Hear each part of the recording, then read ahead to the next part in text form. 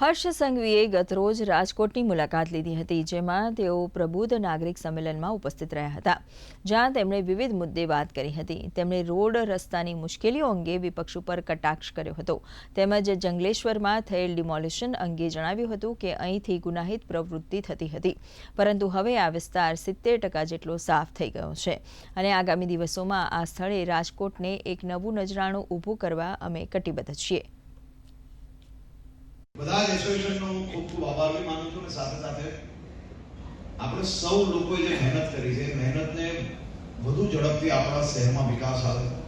વધુ ઝડપથી આપણા કામો વધુ આગળ વધે, તે માટે આપ સૌ લોકો ભારતીય જનતા પાર્ટીના પ્રત્યેક ઉમેદવારોને આશીર્વાદ આપશો તેવો મને 100% વિશ્વાસ છે અને આપ સૌના આશીર્વાદથી અમારી ટીમ બી મજબૂતાઈથી કામ કરશે. ભાઈ માધવભાઈ દવેની આગેવાનીમાં આખી ટીમ ભારતીય જનતા પાર્ટી એ તમારા દુઃખમાં હંમેશા સાથે આવીને ઊભી રહેશે તેવો બી મને 100% વિશ્વાસ છે અને આપ સૌ લોકોના આશીર્વાદ આ રીતે બની રહે તે બદલ હું આપને બે હાથ જોડીને વિનંતી કરું છું. આપ સૌ લોકોનો ખૂબ ખૂબ આભાર.